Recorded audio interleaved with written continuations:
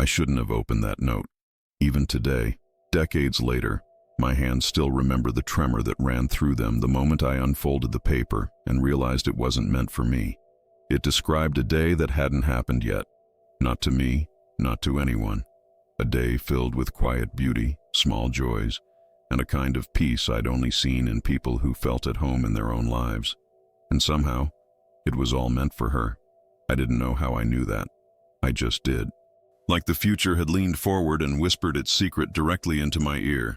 Back then, in the winter of '86, we were both living quietly in that small Minnesota town, the kind of place where days repeat like soft echoes, and nothing strange ever seems strong enough to break through the stillness. But the day I found that note, the world didn't feel still anymore. It felt like thin ice under my feet, and the more I read those lines, the more I sensed that the life described on the paper didn't exist yet, and wouldn't exist unless someone made sure she saw it. I should have questioned why. I should have wondered what would happen if I interfered. I remember the hesitation, the way I turned the paper over in my hands, telling myself I'd keep it to myself, that it wasn't my place to change anything. But when I looked at her later that afternoon, standing alone in the cold, bundled in that worn-out coat she never replaced, I felt something like destiny pushing through me. She looked tired. She looked like someone who had forgotten that her life could still open into something better. And I wanted to give her that hope. So I handed her the note, just like that. No explanation, no warning.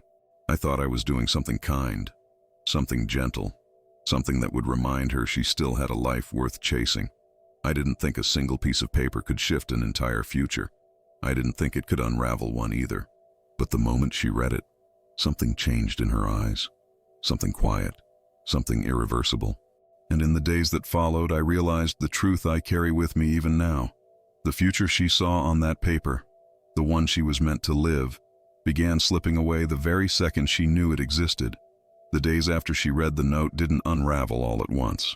At first, nothing seemed out of place.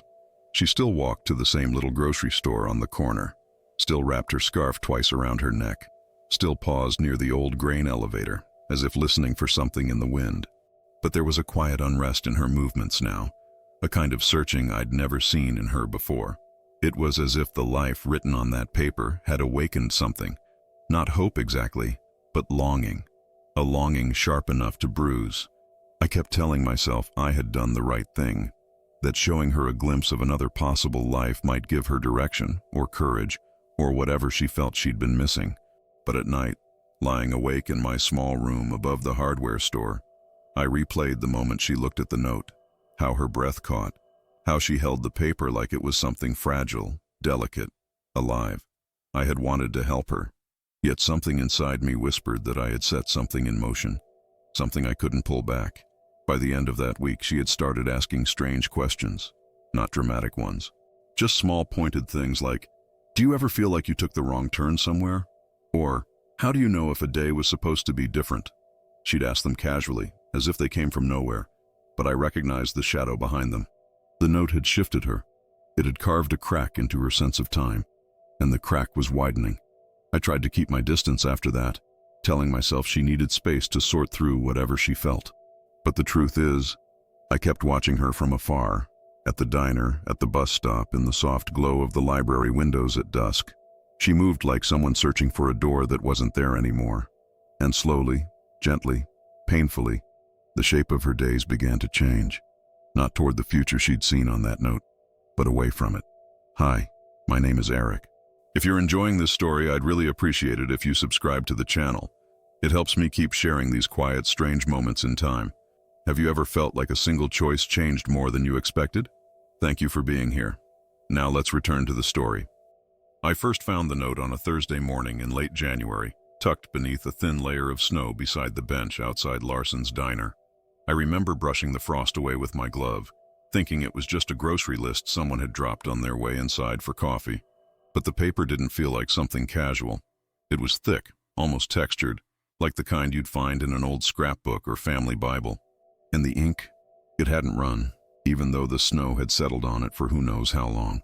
It looked untouched, as if it had been placed there moments before I arrived. At first, I told myself not to read it.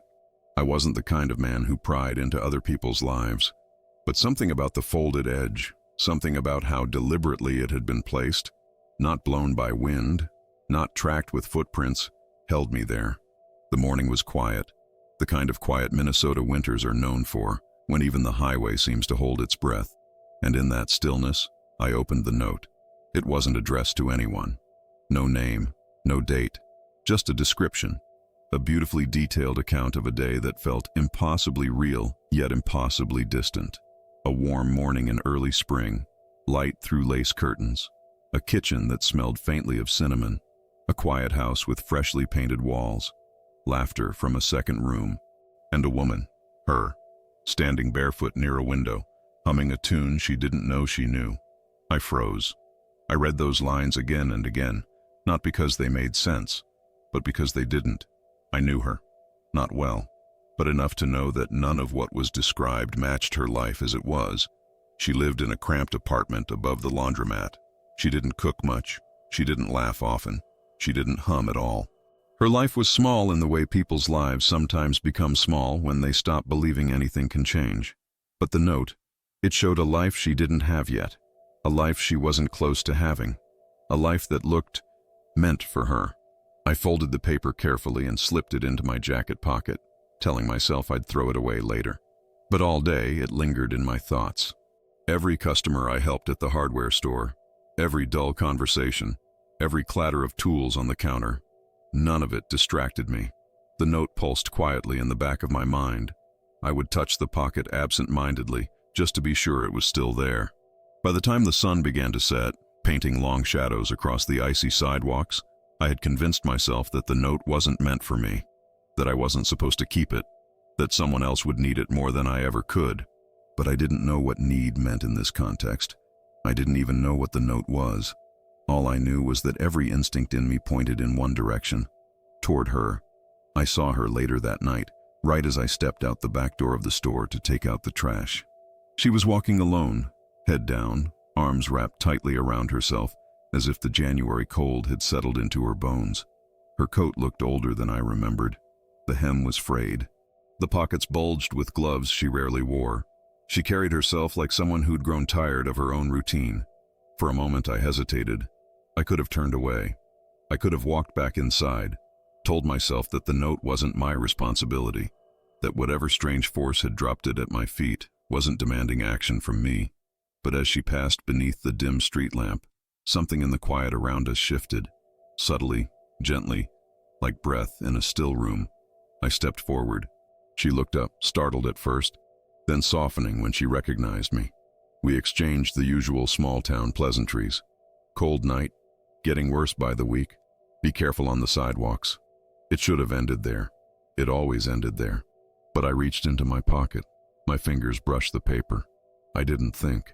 I didn't weigh the consequences. I didn't stop to consider whether I was giving her something dangerous. I simply took out the note and held it toward her. "I found this today," I said. "I think you should have it."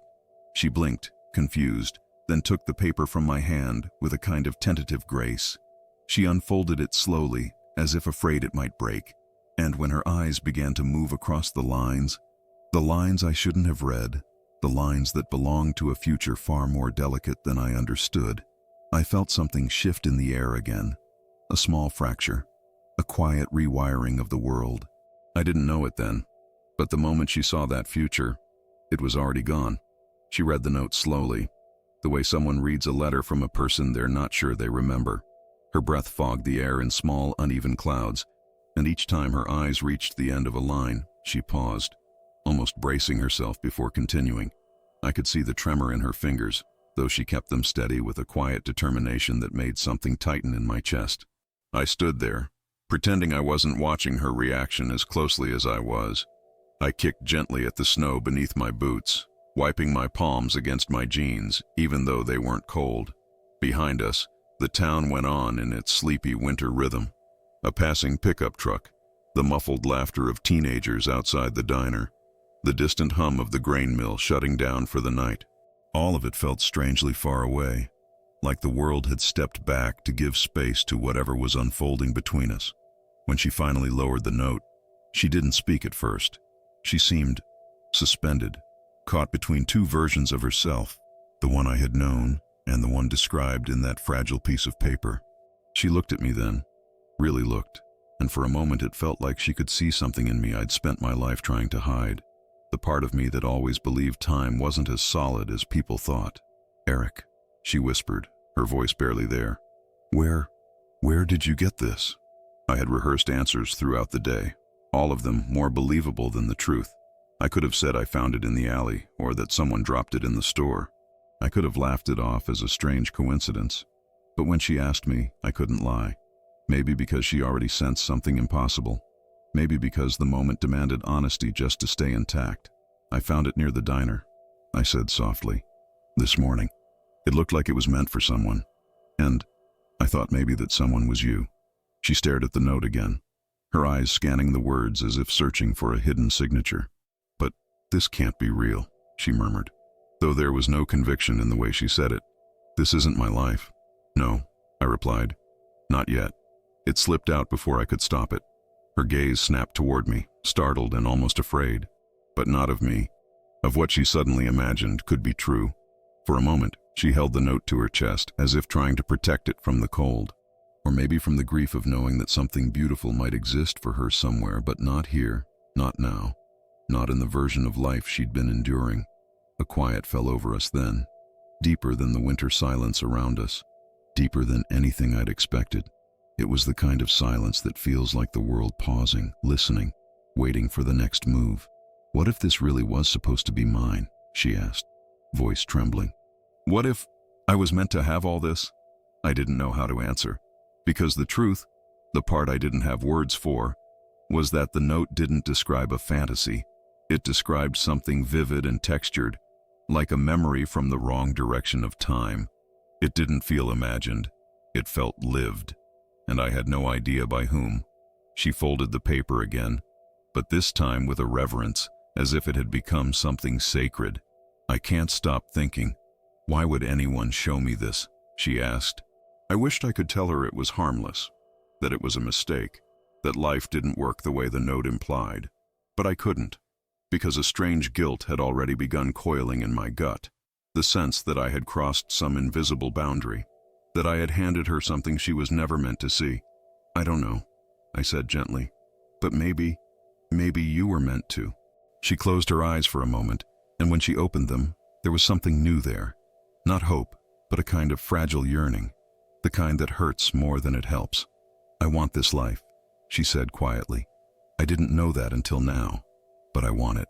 I want to believe it's possible." She wasn't speaking to me anymore. She was speaking to the idea of herself on that paper, the version of her humming in the morning light, standing barefoot near the window, living in a home filled with quiet warmth. I felt something sink in my chest then, a quiet collapse of certainty. Because watching her cling to that vision, I realized the future described in the note wasn't just out of reach. It was already slipping further away with every breath she took. She kept the note close to her chest as we walked toward Main Street, her steps slower now, as if the paper had changed the weight of her body. Every few moments she glanced down at it again, reopening the folds with the kind of hesitation people usually reserve for old photographs or fragile memories. I walked beside her, not sure what to say, not sure if saying anything would make things better or worse. The streetlights flickered in the wind, casting long shapes across the snow, and each shifting shadow felt like a reminder that nothing about this moment belonged to the regular rhythm of our town.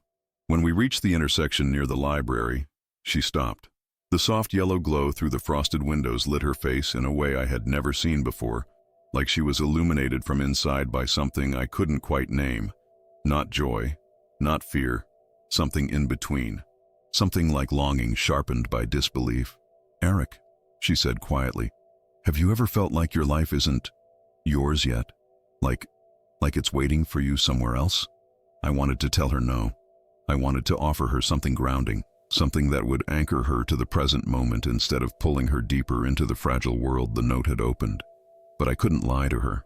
Not now. Not after being the one who placed this weight into her hands. "I've felt like that," I admitted, "more times than I'd like to admit." She exhaled, a slow, trembling breath that clouded the air between us. "Then you understand," she whispered. This note, it feels like a door, but I don't know where it leads. I didn't know either, but the unease building in me suggested it didn't lead anywhere safe. She brushed her thumb over the ink, tracing the lines as if memorizing the contours of that other version of her life. The sunnier rooms, the laughter, the faint smell of cinnamon in a home she had never seen. "It feels familiar," she said softly, "like I've been there, or like I could have been." The wind picked up, scattering fine snow between us, and she looked up suddenly, a frightened realization passing through her eyes. But if this is something I was meant to have, why am I only seeing it now? I didn't have an answer. None of this had logic I could lean on. All I had was instinct, and instinct told me I had crossed something irreversible by giving her that paper. "Sometimes," I said carefully, "we only see what we were meant to have when it's already out of reach." Her eyes softened, but not with understanding, with hurt, deep, quiet hurt. The kind that settles so slowly you don't realize it's there until you feel the ache behind it. She folded the note again, more tightly this time, pressing the crease with her fingertip. "But it can't be out of reach," she said, shaking her head. "It just can't. I've never wanted something so badly." Her voice cracked on the last word. I looked away, not because I didn't want to witness her breaking, but because I knew I was part of the reason she was. We stood there in silence for a long time, neither of us moving. The traffic lights cycled through colors that reflected faintly on the snow, turning the world green, then yellow, then red. Each shift felt like a small reminder that time was still moving forward, indifferent to what it had done to her. Finally, she spoke again. "Eric, what if this wasn't an accident? What if I was meant to see this now?" I didn't trust myself to answer. My thoughts circled back to the moment I'd picked up the note, how the snow around it had been undisturbed, how the ink was untouched, how the paper hadn't absorbed a single drop of moisture. I thought of how it had felt when I held it, like a memory that didn't belong to me. "I don't know," I said softly, "but maybe it means something, even if we don't understand what." She nodded, but the motion was slow, almost hesitant. "I think seeing this changed something," she whispered. "I don't know what yet, but I can feel it." A small gust of wind swept between us, lifting a strand of her hair as she held the note protectively against her coat. She looked toward the dark stretch of road leading out of town, as if imagining the life that waited beyond the horizon, the one she now believed was meant for her. But as she took a step forward, her breath caught. A shadow passed through her expression, something hollow and frightened. "It's slipping," she said under her breath. "I can feel it slipping." Before I could ask what she meant, she pressed the note to her chest again, eyes wide with a heartbreak that was too sudden and too deep to make sense of. And in that moment, under the dim glow of the library lights, with winter pressing quietly around us, I finally understood. Seeing the future hadn't brought her closer to it. It had already started pulling it away. For the next few days, she moved through town like someone walking with one foot in the present and the other in some distant place she couldn't reach anymore. I saw her from afar at first, through the fogged windows of the diner, across the parking lot outside the post office, standing alone near the bus stop long after the last bus had come and gone. She wasn't doing anything unusual. She wasn't acting strange in any dramatic sense. She was just searching for the version of herself she had seen on that note. I tried to pretend I wasn't watching her, but lying to myself was becoming harder. Every time I walked down Main Street, I found my eyes drifting toward the places she might be. Every time I heard a door chime or a voice outside the hardware store, part of me turned, half expecting her to appear with that fragile look in her eyes again. But she didn't come to me. Not at first. It was on the third day that she finally approached.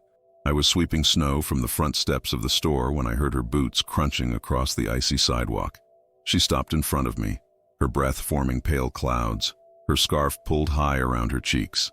She looked smaller somehow, like the cold had settled into her bones and stayed there. "Eric," she said softly, "can we talk?" I lowered the broom. "Of course." She hesitated before speaking again, as if every question she wanted to ask had to push through something heavy inside her. "Something's wrong," she said quietly. "I can feel it. Not in the note, not in the life it described. In me." I didn't know what that meant, but the worry in her voice made something in me tighten. "Tell me," I said. She reached into her coat pocket and pulled out the note, now creased and worn at the edges from being opened too many times. She unfolded it with almost ritualistic care.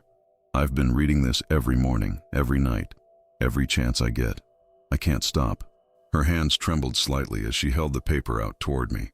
The first day, the moment I saw it, I felt like it was mine, completely mine, like I'd stepped into a place I was always meant to go. But now, her voice cracked. Now it feels further away. The wind swept between us, carrying a brittle cold with it. "I try to imagine that house," she continued. "The curtains, the sunlight, the warmth, and at first it felt like remembering, not imagining. But today, I couldn't see it clearly anymore. It's fading." Her eyes lifted to mine then, full of a hollow fear I hadn't seen in her before. The fear of losing something she never truly had, yet had felt so deeply she could almost touch it. "I don't understand," she whispered. "How can something that felt so real start slipping like that?" I wanted to tell her it was normal, that no one can hold on to a dream forever, that maybe her mind was simply letting go of whatever ideal the note had awakened in her. But nothing about this situation was normal. Nothing about the note had acted like something imagined. And when she spoke of the future fading, it resonated with something deep and uncomfortable inside me. "Maybe it's not meant to stay clear," I said gently. "Maybe it was only meant to show you possibilities." But she shook her head almost immediately. "No, that's not it. Eric, that future felt alive. It felt real, like it was part of me. And now it's slipping away like..." Her breath hitched, like it was never mine to begin with. I didn't know how to console her. The truth was, the idea had been growing in my own mind as well, that the moment she looked at the note, something fragile had been broken. Something meant to unfold quietly in time was abruptly pulled into the present, and the act of seeing it had unraveled its shape. She looked down, clutching the paper. "I've been trying to follow it," she said. "Little things, small steps. But every time I try, it feels wrong. Not like I'm moving towards something, more like I'm moving away." Her voice was thin now, almost fragile. "I don't think I was supposed to see this," she whispered. A long silence followed. Snow drifted lazily from the gray sky, settling on her hair, on my coat, on the note between us. It felt like the world was listening, waiting for something neither of us understood. When she finally looked up, her eyes were rimmed with something deeper than sadness, something like quiet devastation. "Eric, why did you give this to me?" I had no answer, and in her eyes I saw the beginning of something I feared more than anything. The dawning realization that the future she'd seen wasn't just slipping away. It was disappearing because she had seen it. She didn't wait for me to answer. Maybe she could see the conflict on my face. Or maybe she already knew there wasn't an answer simple enough, or honest enough, to quiet the ache growing inside her.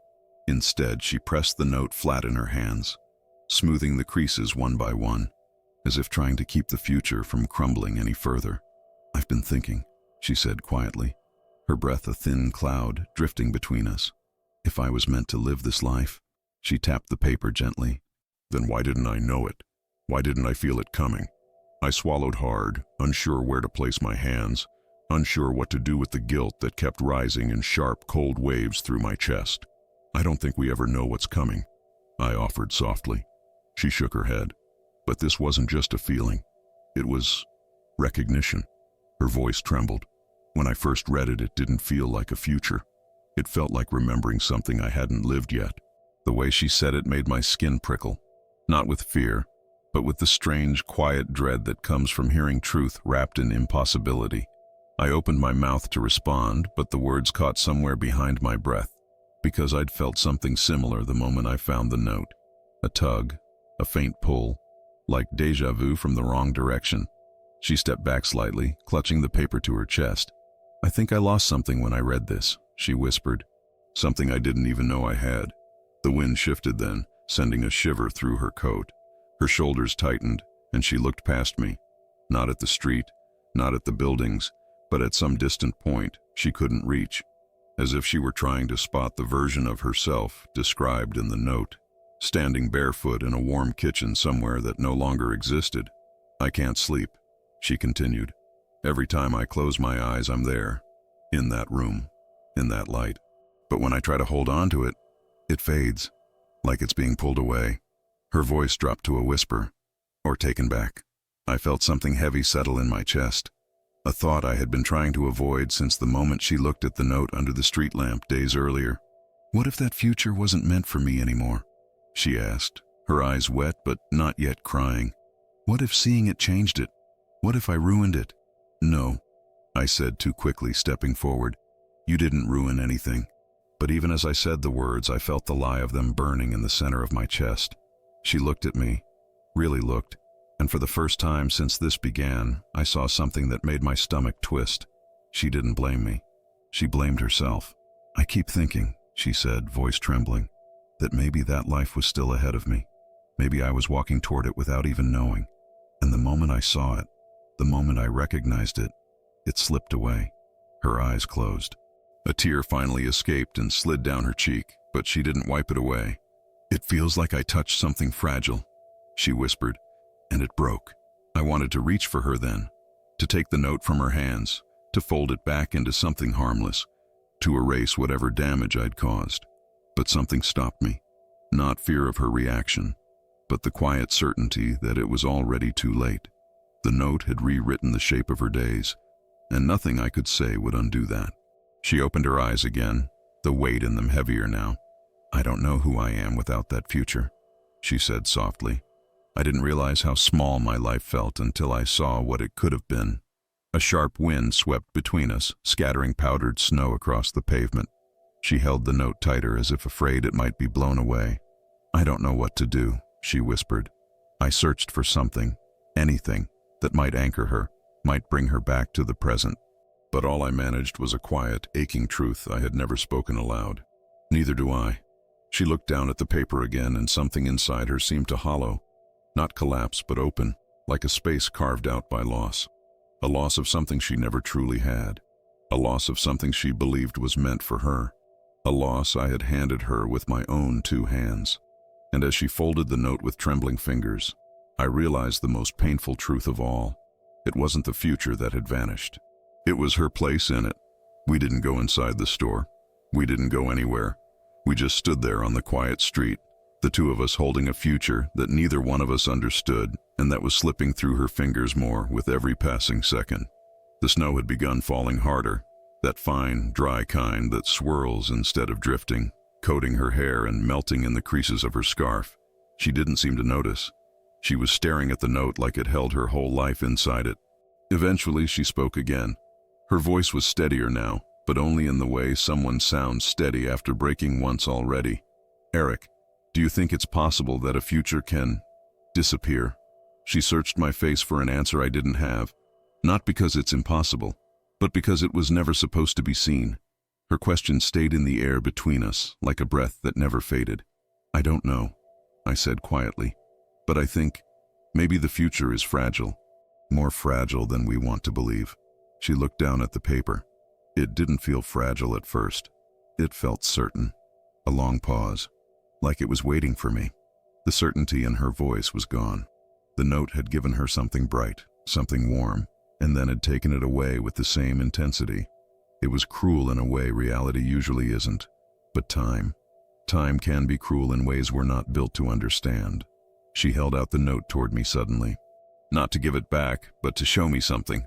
Look, she said, swallowing. Look at the lines near the bottom. I took a step closer, careful not to touch the paper. She pointed to a sentence I remembered clearly from when I'd read it the first time. I remembered it because it was the part that felt the most real, the most lived, like a memory written down instead of a prediction. But now, the ink was lighter, not smudged, not faded from weather, just fainter, as if the sentence itself had begun to dissolve.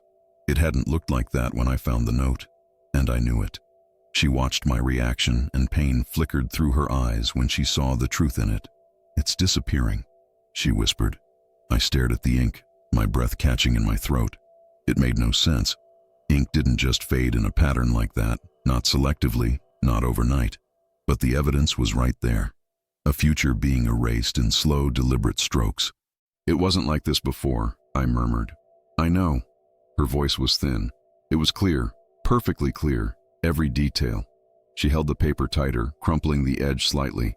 I thought maybe I'd imagined it fading. But it gets worse each time I look, and every time, the memory of it gets weaker too. She met my eyes. I'm losing something, Eric. I can feel it. A cold wind swept across Main Street, rattling the metal sign on the side of the hardware store. The sound echoed through the empty lot behind us, hollow and metallic, like something shaking loose. What if this wasn't a promise? She whispered. What if it was a warning? The question hit me deeper than I expected. I looked at her, really looked, at the fear behind her eyes, at the tremble in her hands, at the way she kept clutching the note like it was the last piece of something she couldn't name. I don't think it was meant to hurt you, I said softly. But it is, she breathed. It's hurting me in ways I can't explain. She folded the note slowly and tucked it back into her coat pocket, her movements fragile, almost ceremonial. The snow continued falling around us, settling on our coats, on the ground, on the roof of the hardware store.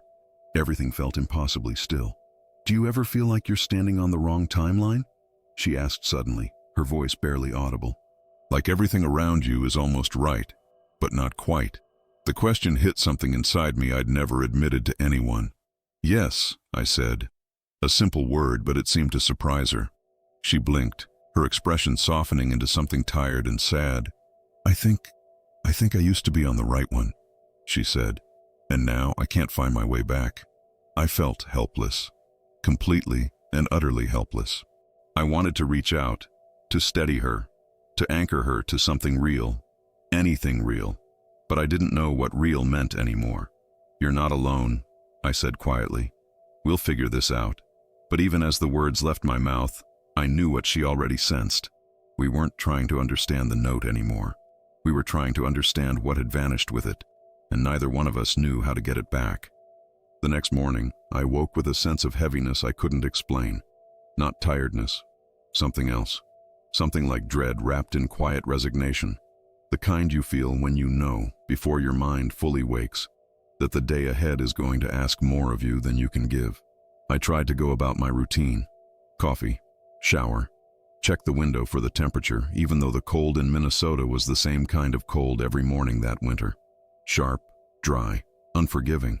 But everything felt slightly off, as if the world had shifted 1 inch to the left while I slept. Even the silence in my apartment seemed different, thinner, like it was stretched too tight. I arrived at the hardware store early, more out of restlessness than responsibility. The bell over the door chimed weakly as I entered, and the smell of sawdust and machine oil greeted me. Usually the familiarity grounded me, but this morning it only made the strange feeling in my chest deepen. I had just finished turning on the lights when I saw her through the front window. She was standing across the street, near the bench where I'd first found the note. Her posture was stiff, her hands deep in her coat pockets, her gaze fixed on the ground, as if searching for something that might have been left behind. Snow drifted lightly around her, catching in her hair and melting before it could settle. I stepped outside without thinking. She didn't look up when I approached. She just kept staring at the thin blanket of snow at her feet. I thought maybe it would be here, she said softly. What would? I asked. The feeling. She paused, swallowing. The moment I first saw that note, I felt something, like a path opening, like I was standing on the edge of something I was meant to step into. And now, her voice cracked. Now there's nothing. I didn't know what to say, so I simply stood beside her, letting the silence hold the weight of what neither of us could name. After a moment, she reached into her coat and pulled out the note again. She unfolded it with care, but her hands were shaking. When she held it up to the morning light, the breath caught in my throat. More of the ink had faded, not evenly, not naturally. Entire lines were dimmer than the day before, as if something had erased them with deliberate restraint, leaving just enough behind for her to remember what she'd lost. It's disappearing faster now, she whispered. Every time I look at it, more of it is gone. I stepped closer to examine the page. The description of the spring morning, the lace curtains, the warm light, the humming. It was still there, but faint, like a memory she was struggling to keep alive. The last paragraph, though, the one that had felt most vivid when I first read it, was nearly gone. Only fragments of words remained, like the ghost of a sentence. It wasn't supposed to be seen, she murmured. I think that's why it's fading. She lowered the note, her eyes glistening. Eric, I keep thinking that maybe this was the life I was heading toward, slowly, quietly, without even realizing. And the moment I saw it, the moment I knew it was possible, it stopped being possible. A cold knot tightened in my chest. That's not true. Her voice broke into a small, painful laugh. Isn't it? Every time I try to imagine that future now, it feels further away, like I ruined it just by knowing it existed. She looked at me then, really looked, and the sadness there was different. Not the grief of losing something, but the grief of believing she had caused the loss. You didn't ruin anything, I said softly, but the words tasted hollow. She stepped closer, her voice barely above a whisper. Then why does it feel like the moment I read this, something closed behind me? Like the path I was on disappeared the second I turned to look at it. I had no answer. All I had was the sinking realization that giving her the note hadn't revealed a future. It had broken her connection to it. She folded the page again, slower this time, as if the act itself caused her pain. I think I was meant to live that life, she said quietly. And now I don't know how to want anything else. The snow fell harder then, swirling in soft spirals around us. She tucked the note into her coat, holding it close. I'm losing myself, Eric, she whispered. And all I could do was stand there in the cold, watching a future vanish not from time, but from her, piece by fragile piece. We walked without deciding to. Neither of us suggested where to go, but our steps carried us toward the quiet part of town, the stretch of road where the houses thinned out and the snow-covered fields opened wide behind them. The sky was a soft, heavy gray, the kind that blurs the horizon and makes the world feel smaller and further away at the same time. She kept her hands in her coat pockets, clutching the note close to her body like she was afraid the cold might accelerate its fading. I didn't blame her. Every time she touched the paper now, it seemed like more of it slipped from her, as if the future wasn't dissolving randomly, but withdrawing from her specifically, inch by fragile inch. After a long silence, she finally said, I tried something last night. Her voice was tired, but not from lack of sleep. Tired in the way people sound when they've been fighting themselves. What did you try? I asked gently. She hesitated, her breath visible in the cold air. I tried to imagine a different future. Not the one in the note. Just something else. A version of me that felt real. She shook her head slightly.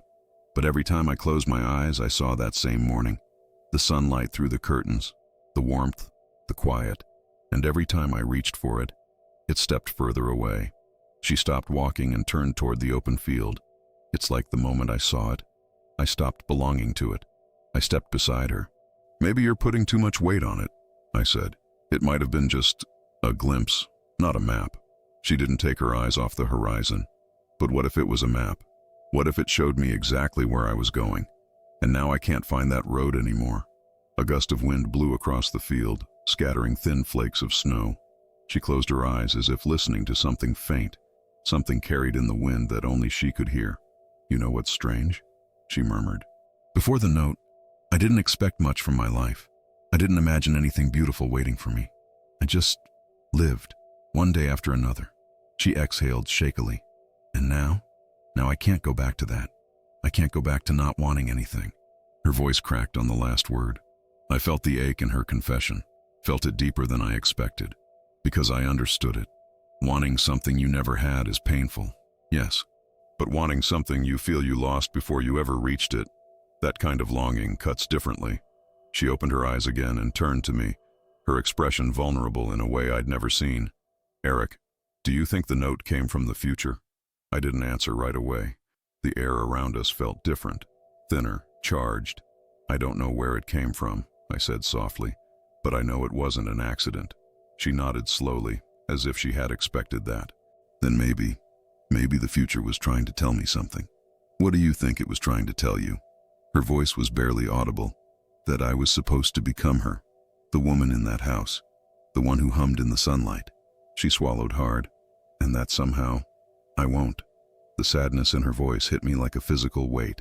I could feel the truth of her words in the cold air. Not because the note said so, but because she believed it now. Because the possibility had been given to her only to be taken away in the same breath. She reached into her pocket and unfolded the note again. This time she didn't hold it out for me to see. She kept it close, reading what remained as if she could memorize every fading line before it vanished completely. "I don't understand why seeing this changed anything," she whispered. "Why would knowing a future make it disappear?" I hesitated. Then carefully, I said the thing that had been building in my mind since the first day. "Maybe some futures only exist when we're moving toward them without knowing." She looked up sharply, her eyes wide. "And the moment we look at them," I continued, "they stop being possibilities. They become something else." Her voice trembled. "Something unreachable." "Maybe," I whispered. "Or maybe they weren't meant to be seen from the outside." Snow drifted between us, soft and silent. She folded the note again, holding it like a fragile heartbeat in her hands. "I can feel it fading from me," she said quietly. "Not just the future. Me. The version of me it belonged to." I wanted to tell her she was wrong. I wanted to tell her the note didn't define her, that the future wasn't set in ink or fading lines. But the look in her eyes, raw, aching, quietly breaking, made it impossible, because she wasn't searching for reassurance. She was mourning, not a person, not an event, not a memory, but a self that had never come to be. We stayed by the field for a long time, the kind of long that isn't measured by minutes, but by breaths, and the slow fall of snowflakes accumulating on our coats. She didn't speak again for several minutes, and I didn't push her. Something inside her was rearranging itself, or falling apart, and I knew that anything I said might cause more damage than silence. When she finally turned away from the field, she looked smaller, not physically, but in the way a person looks when a part of them has slipped out of reach, leaving behind an outline that feels emptier than before. She brushed snow from her sleeves without looking at me. "Can we walk?" she asked. We moved along the narrow road that looped around the edge of town, our footsteps muffled by the soft layer of fresh snow. The only sounds were the distant hum of a grain truck and the occasional rustle of branches bending under the weight of frost. Everything else felt suspended, as if the world were holding itself still to avoid disturbing the fragile equilibrium she was clinging to. "I tried to write it down," she suddenly said. "The parts I remember from the note, the images, the feelings." She gave a humorless smile. "But every time I try, the words come out wrong, like I'm describing someone else's life." I felt a knot tighten in my stomach. "Maybe it just needs time," I said gently. "Time?" She let out a breath that sounded like disbelief. "Eric, time is the problem." She reached into her coat pocket for the note again, but she paused halfway through the motion, as if she feared what she would find if she opened it now. Instead, she withdrew her hand and kept it balled tightly at her side. "I woke up this morning," she continued, "and for a moment, I couldn't remember which version of myself I was supposed to be. I opened my eyes and expected sunlight through those curtains, expected warmth, expected that life." Her voice trembled, and when it wasn't there, I felt like I'd failed somehow. "You haven't failed anything," I said, but she didn't seem to hear me. "I spent years thinking my life was small because of circumstances," she said. "Money, choices, luck. But now I think maybe it was because I didn't know what else was possible. And once I saw it, once I felt it," she swallowed hard, "it became the only thing that felt real, more real than this." We reached the bend in the road where the trees opened slightly, revealing the frozen lake behind the old church. The surface was perfectly still, reflecting the dull gray sky like a sheet of tarnished glass. She stepped toward the edge of the lake, stopping just before the snow gave way to the smooth, dangerous ice. "Do you ever wonder," she said softly, "if the life you're living is the wrong one?" I stood beside her. "More often than you think." She nodded slowly, as if confirming something she had suspected all along. "I think that's what the note did," she whispered. "It showed me the right life, the one I was meant to reach." She drew a shaky breath. "And now I can't stop feeling like I've drifted too far from it." She opened her hand then, revealing the note she had been unconsciously gripping. She stared at it for a long moment, conflicted, wanting to look, terrified to look. Finally, she unfolded it. Almost half the page was gone. Not physically, the paper was intact, but the ink had retreated into near-invisible ghost traces, like the remnants of a dream that dissolves 5 seconds after waking. Her breath hitched. "No." She tilted the paper toward the winter light, desperate for the words to reappear. They didn't. It's almost gone, she whispered. I can't even remember the last parts anymore. They used to be so clear. Her voice shook. Why can't I remember them now? A painful realization settled over her shoulders like an invisible weight. It's not just fading from the paper, she said. It's fading from me. I felt the air leave my lungs. The note wasn't just showing a future. It was tethered to one, a fragile thread connecting her to a version of herself somewhere ahead in time. And by seeing it, she had severed the thread. She clutched the paper to her chest again. I wanted so badly to believe it was still possible, she whispered. But every time I try to picture it now, it feels like I'm looking at something that belongs to someone else. She looked up at me then, and the sadness in her eyes wasn't the sharp, immediate kind. It was deeper, the quiet grief of losing a version of herself she'd only known for a heartbeat. Eric, she said softly, I think I've already lost the life I was meant to live. The sky above us seemed to dim, as if responding to the words neither of us wanted to acknowledge. And standing on the edge of that frozen lake, I realized something with sinking clarity. The note hadn't changed her future. It had taken it away. For the rest of that week, she drifted through town like someone walking inside a memory that no longer belonged to her. People noticed, not the full weight of what she was losing, but the change in her shape, the distance in her eyes, the way she moved with a hesitance that hadn't been there before. At the diner, Mrs. Pratt tried to ask if she was all right. At the laundromat, Tom Larson held the door open for her, and she didn't seem to realize he was there. She moved through each moment like an echo of herself, and I was the only one who knew why. Every night, I lay awake replaying the same question over and over. What if giving her that note had changed her more deeply than I understood? It wasn't just that she'd seen a future that no longer existed. It was that she had begun to mourn it, a mourning that didn't belong to the present or the past or even the future. It belonged to something outside of time. By Friday, I couldn't stand watching her unravel from afar anymore. I found her sitting on the back steps of the old community center, her breath rising in soft clouds, her hair brushed with frost. The note was in her hands again, though she wasn't reading it. She was staring at it with a kind of exhausted resignation, as if the paper itself had turned into the source of her grief. She didn't turn when she heard my footsteps, but she didn't flinch either.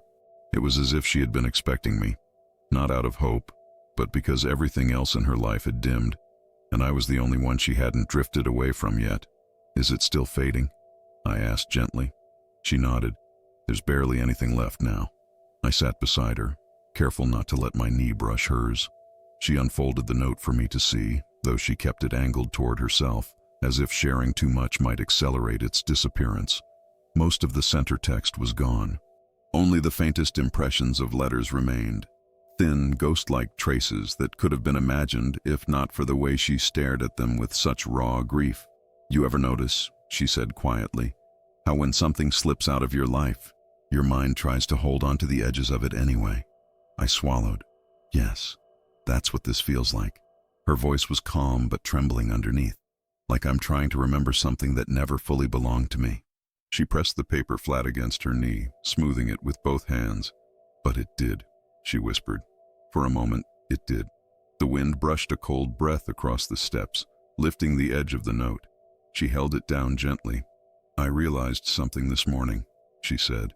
I used to think my future was small because of the town or the money or the circumstances I couldn't control. But now I know the truth. She turned to me, eyes hollow but clear. My future wasn't small. I was small. I made myself smaller because I didn't know anything else was possible. I opened my mouth to protest, but she held up her hand softly, stopping me. But once I saw what I could have been, the version of me living that quiet, beautiful morning, I can't go back to being small. Not now. Not ever. She closed the note slowly, her fingers trembling. But the worst part, even if I grow into something bigger, it won't be that. It won't be that life. She looked away, toward the empty field behind the center. You can't chase something that's already gone. We sat in silence for a long moment. Then she said something that made the breath leave my chest. I don't think this was just a glimpse of a possible future, she whispered. I think it was my future, and I think I lost it. Her words felt final, as if she had finally allowed herself to say what had been silently breaking inside her from the moment she read the note. How do you know? I asked, though fear laced my voice. She didn't answer at first. She reached into her coat pocket again, pulling out something I hadn't expected, a piece of paper from her own notebook. Her handwriting filled the page in uneven lines. She held it out. "This is what I wrote the first night," she said. Everything I remembered, every detail from the note. I skimmed the page. Sunlight through lace, cinnamon, humming, warm floors, soft laughter. Then I felt my stomach drop, because her description was fuller than what the note ever said. "What is this?" I asked quietly. She swallowed. "Memories," she whispered. "Memories of a life I never lived, but I felt them. I felt them like they were mine." The fading note wasn't the only thing disappearing. Her sense of self was unraveling with it, and when she looked at me, exhausted, desperate, losing something she couldn't name, I realized we weren't dealing with a future she lost. We were dealing with a future she had remembered, and somehow, by giving her that note, I had taken it away. I didn't know what to say as I held the page she'd written. The handwriting dipped and trembled in places like she had been afraid of losing the details before her pen could catch them. And the descriptions, they were intimate, specific, emotional in a way the original note had only suggested. It didn't feel like she was copying someone else's life. It felt like she was recalling her own. But it wasn't her life. Not here. Not now. Not in this timeline. "Did you write all of this the same night?" I asked, my voice low. She nodded slowly. "I wrote it before going to bed. I couldn't stop thinking about it. It felt too vivid to just be words on a page." Her eyes drifted to the fading note. It felt like something I'd lost. A faint tremor rippled through her voice on the last word. I looked at her notes again. Some lines matched the original description. Others went deeper. Things the original note never mentioned, but she insisted had been there when she first read it. A tune she recognized but couldn't name. The warmth of a hand resting on her back. A shadow moving across the kitchen quietly, like someone she trusted was in the other room. Those details had never been in the note, but she remembered them. "Are you sure you didn't imagine some of this?" I asked carefully, not wanting to dismiss her pain but terrified of feeding it. She shook her head, almost violently. No, Eric. I didn't imagine it. I felt it, like remembering a dream from childhood. Not the exact images, but the feeling." Her breathing grew uneven. "It was mine. I don't know how, but it was." She pressed the notebook page against her chest, mirroring the protective gesture she'd made with the fading note. "And now it's fading in my head too. Not just on the paper. In here." She tapped lightly against her temple, like someone's erasing it piece by piece. Her voice trembled and she closed her eyes, swallowing hard. I keep trying to hold on to it. The warmth, the morning light, the feeling of belonging to that moment. But every time I reach for it, it slips further. The wind brushed against us, cold and thin, carrying with it a strange stillness that settled heavily over the empty field behind the community center. "I think it was a memory from another timeline," she said suddenly. "My timeline. Before something changed." Her words hit me with a quiet force. I exhaled slowly, unsure how to respond. A part of me wanted to dismiss the idea as a coping mechanism. Grief formed into something supernatural. But another part, the part that had felt something strange the moment I found the note, that part whispered a different truth. "What makes you think that?" I asked softly. She opened her eyes, and for a moment, she looked older, like the weight of the lost future had aged her from the inside out. "Because it didn't feel new," she whispered. "It felt familiar, like coming home after a long time, like being reminded of who I'm supposed to be." She paused, her voice breaking, and ever since I read the note, I've been losing that feeling. She looked at the horizon again, eyes searching. What if I was meant to become her slowly, over years, quietly, and the moment I saw the outcome too soon, it unraveled everything that would have led me there? The question lingered in the frozen air, heavy and painful in its logic. I thought of the note, untouched by snow, unweathered, appearing where it shouldn't have.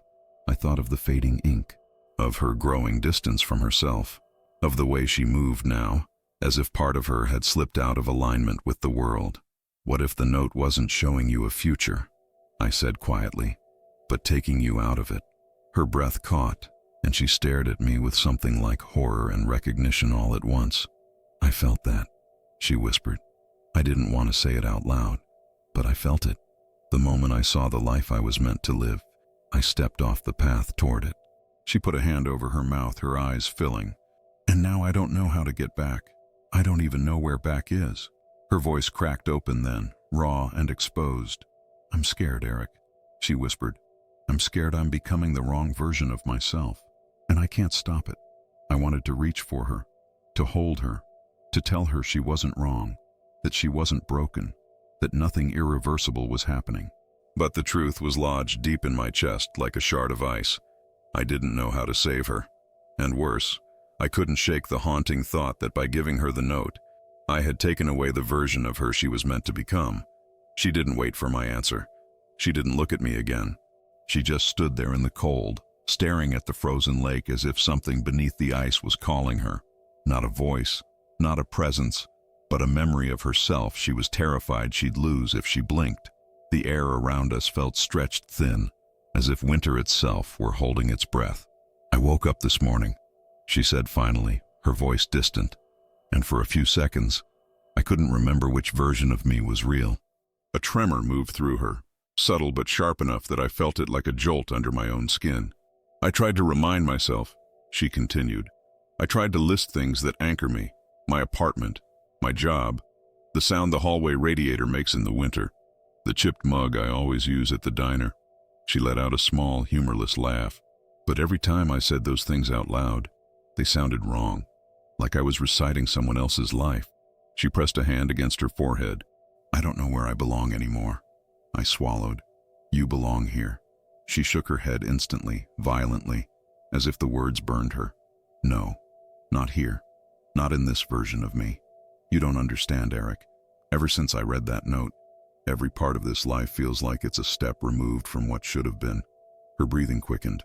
Not a panic, but something deeper, something like grief turning into disorientation.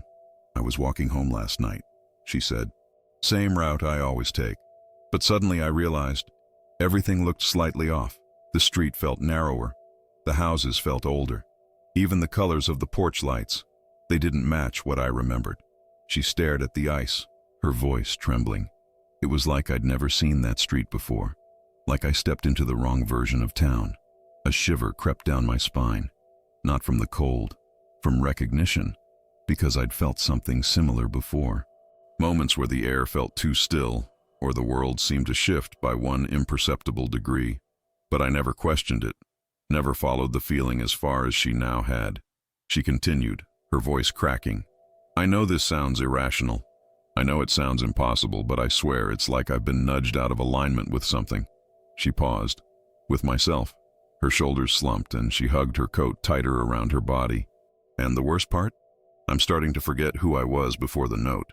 I'm trying to remember simple things. What I dreamed about last month, how I felt last summer, the last time I truly laughed. And I can't. I can't find those pieces anymore.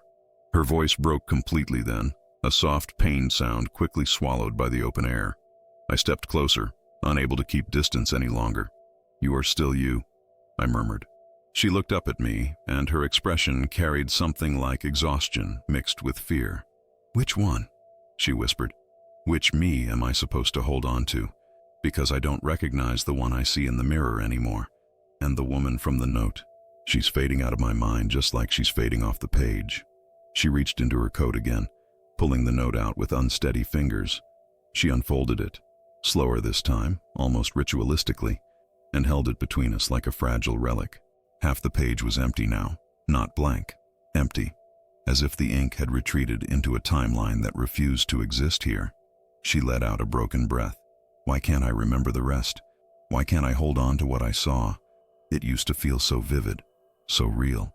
But now, she closed her eyes, and a tear slipped down her cheek.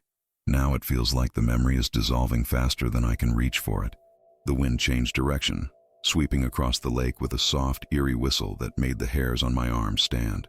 I think, she whispered, I think the note came from the version of me that lived that future. And I think when I saw it, I stole something from her, and lost something in myself. I felt the words hit me like cold water. Don't say that, I said softly. But she took a step back, shaking her head. Eric, I feel like a shadow of who I was supposed to be.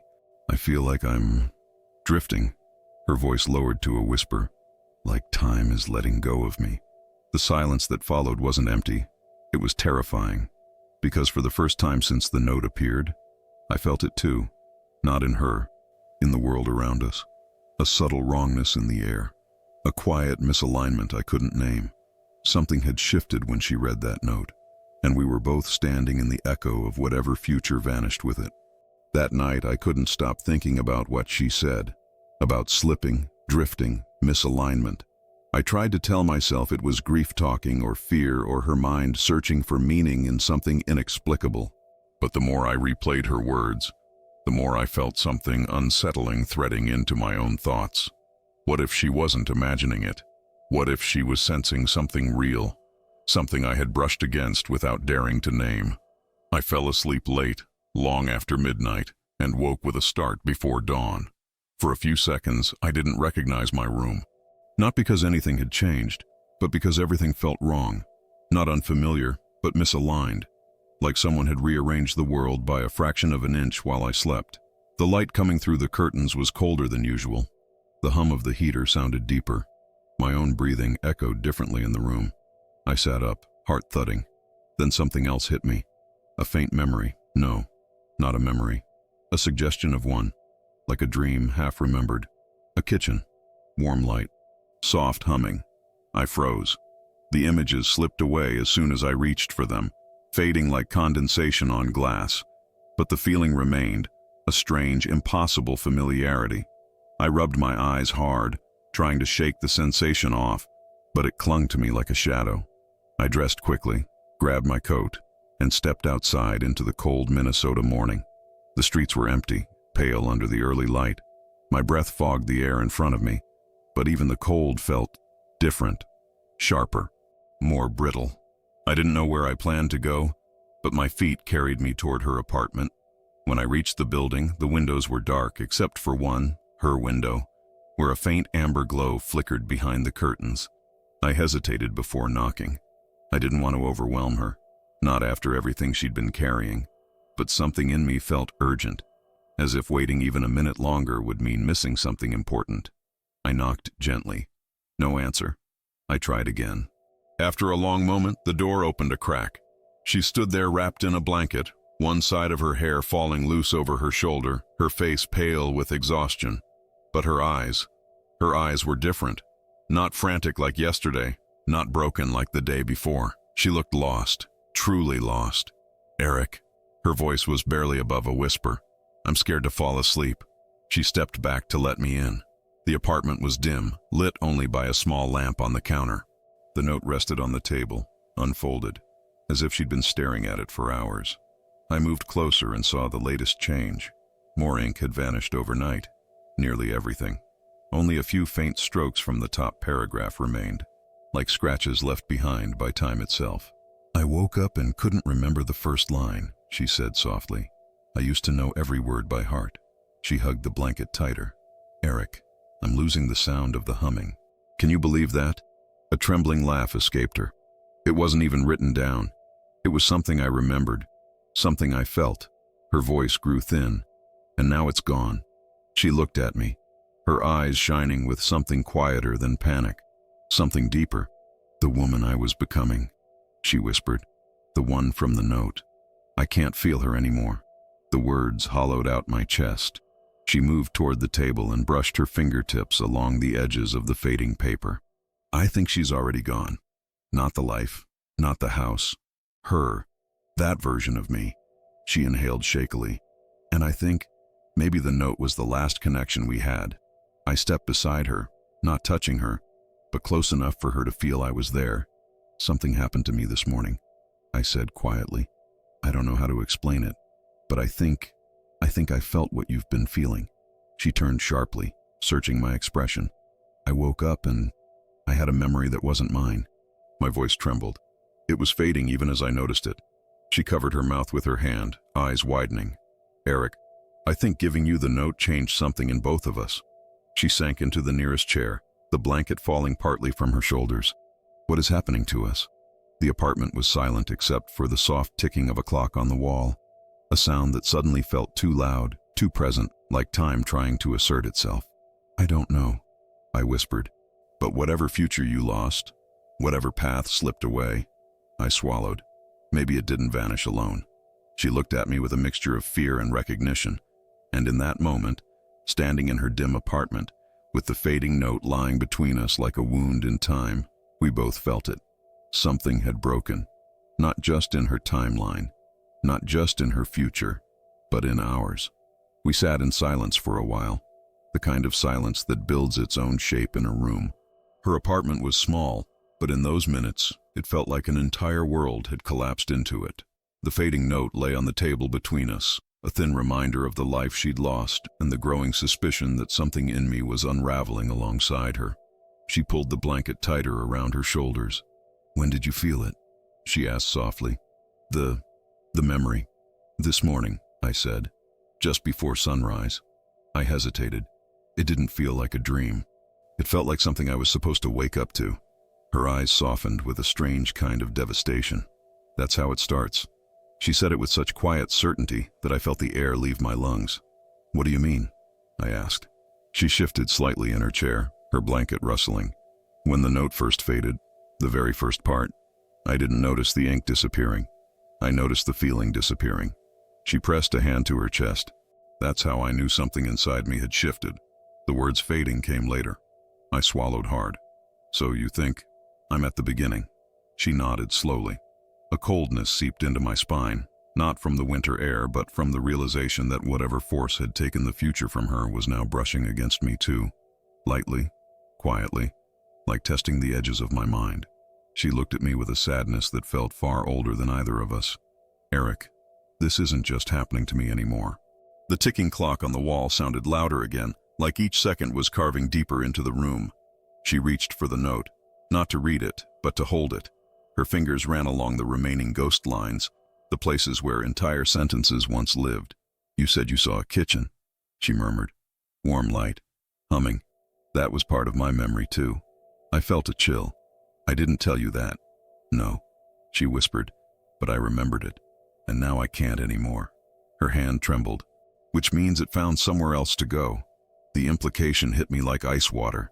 Not a transfer, not a sharing, a dislocation, as if memories from her erased future were drifting loose, looking for places to land, and some had brushed against me, just long enough to leave impressions before dissolving again. She leaned back in her chair, closing her eyes for a moment. "I used to think the note stole something from me," she said. "But maybe it was breaking long before I ever saw it." "What do you mean?" She opened her eyes again, her expression distant. "What if the note wasn't meant to be found? What if it slipped through because something already fractured in that other version of time? And when you picked it up, we got pulled into the break." The thought made my heart pound. "If that's true," I said carefully, "then the fading, the memories, the misalignment." I swallowed. "It wouldn't be our fault." Her eyes softened with a tired grief. "But we're the ones paying the price." A long silence washed over us. She didn't cry. I didn't speak. The room seemed to shift in the quiet, as if listening. Then she said something that tightened every muscle in my chest. "Eric, what if the note wasn't meant for me?" I stared at her. "What?" She shook her head slowly, her fingers tightening around the fragile page. "Think about it. You found it. You opened it. You read it first." Her voice was raw. "What if it was meant for you?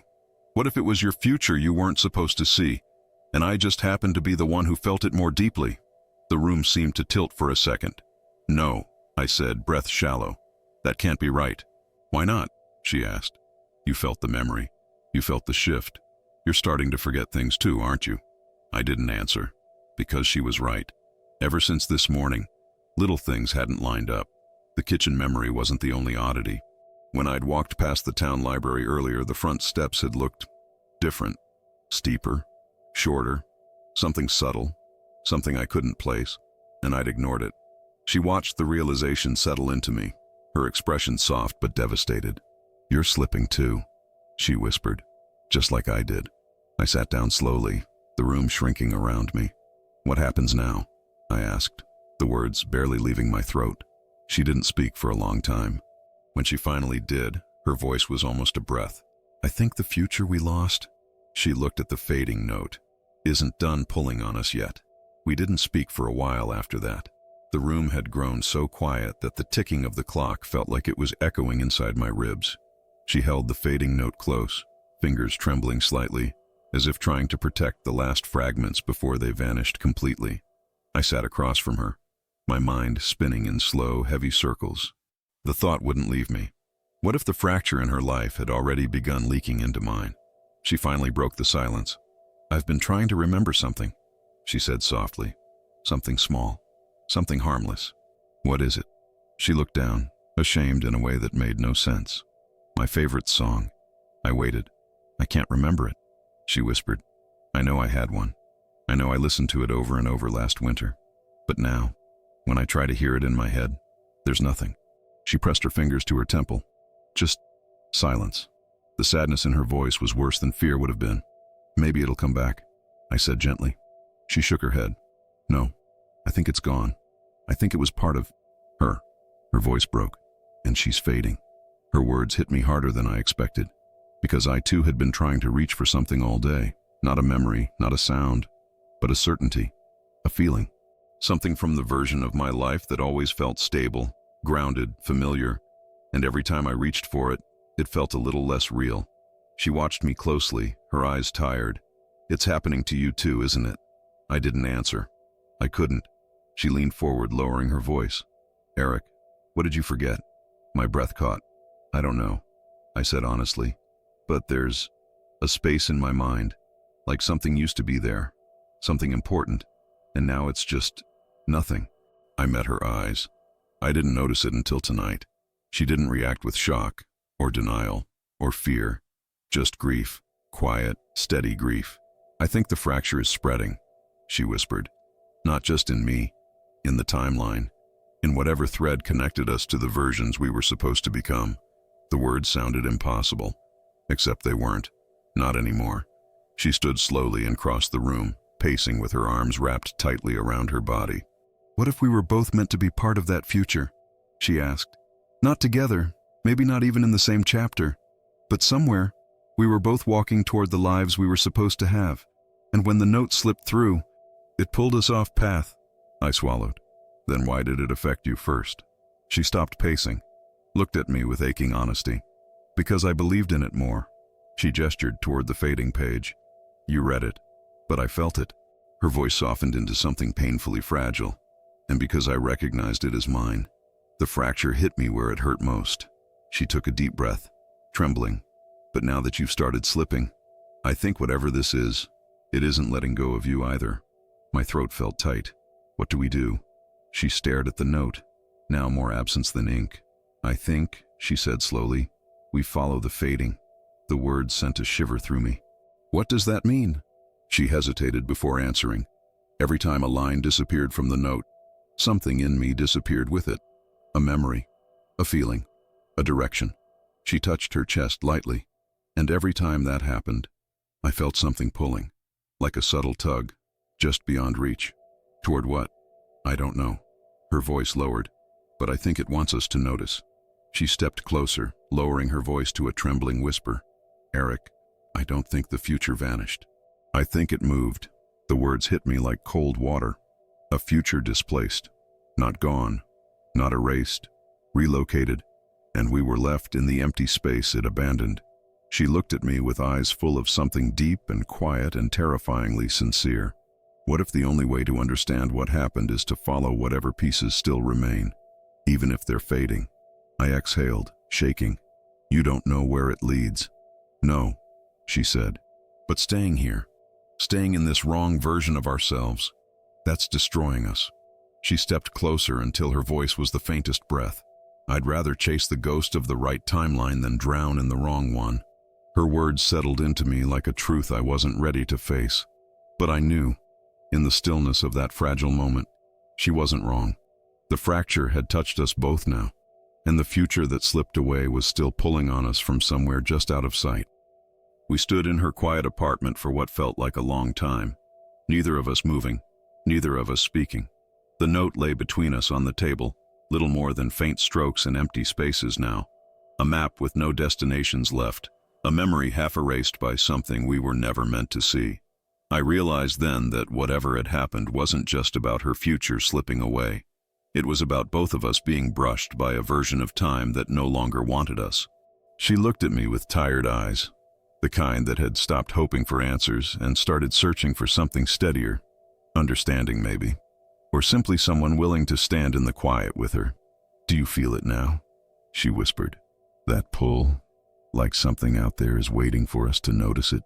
I did. Not strongly, not clearly, but enough to know she wasn't imagining it. Enough to understand that the misalignment she felt hadn't been hers alone. Something had shifted in the world, or in us, the moment she saw that fading future. I folded the fragile paper gently and placed it back on the table.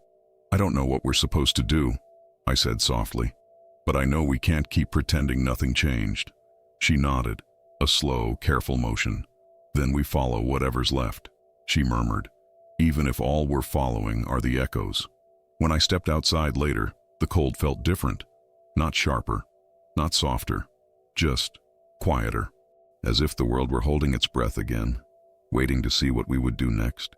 I don't know whether the future she lost still exists somewhere. I don't know whether the memory that brushed against me will ever return. But I do know this.